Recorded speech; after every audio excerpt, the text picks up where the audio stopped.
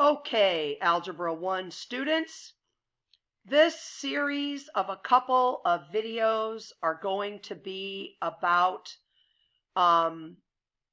each of the lessons, giving you an actual example of what's going on in each lesson. So lesson 15 introduces the idea of inverses to you, okay? And an inverse is just another way of writing a function so that you are isolating a different variable. This is really not very different from things we have already done back in Unit 2, okay? So I'm going to demonstrate 15.3, which is the third activity in lesson 15. It had to do with US dollars and Mexican pesos. So they tell you that $1 equals approximately 19.32 pesos. And then they ask you a series of questions. 1A was, what if you had $100 and you wanted to convert it into pesos? Well, what would you do? You would multiply this by 100. Okay? So now we're going to go ahead and they give us $500. So I input 19.32 in my calculator and I multiplied that number by 500 and I got 9,660 pesos. Okay?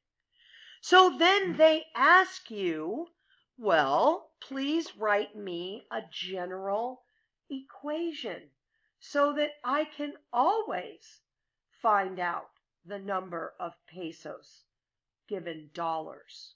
Okay? So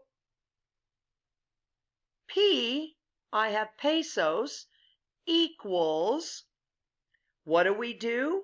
We multiply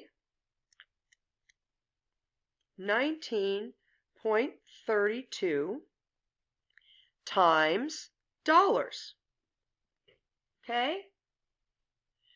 So then they talk about the Mexican businesswoman who has pesos and she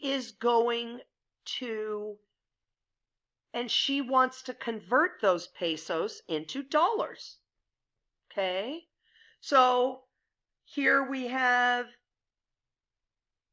1,000 pesos, question number 3A.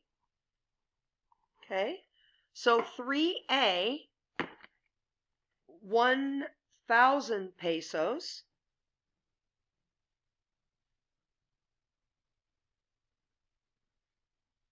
So how many dollars does this equal?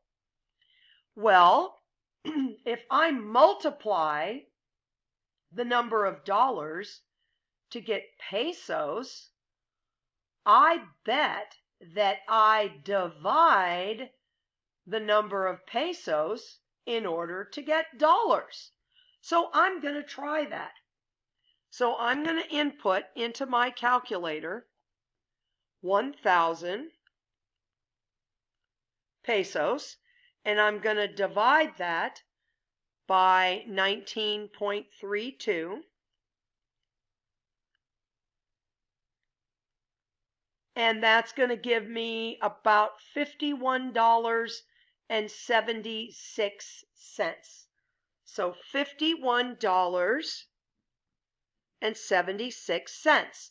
So you can see, young people, all I'm doing is I'm just working the other way around.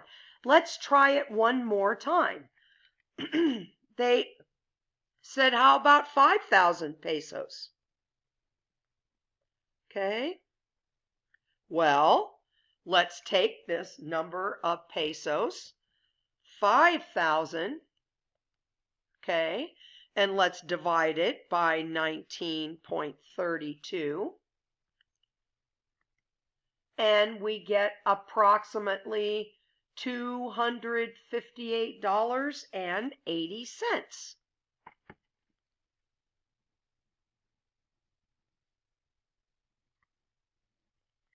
So you might ask yourself, they are going to ask you, okay, how could I always find the number of dollars? Okay, well, what did I do? I took my number of pesos and I divided it by 1932. Okay?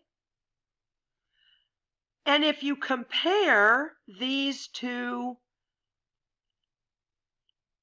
equations, you will notice, I hope, that they are the exact opposite of each other.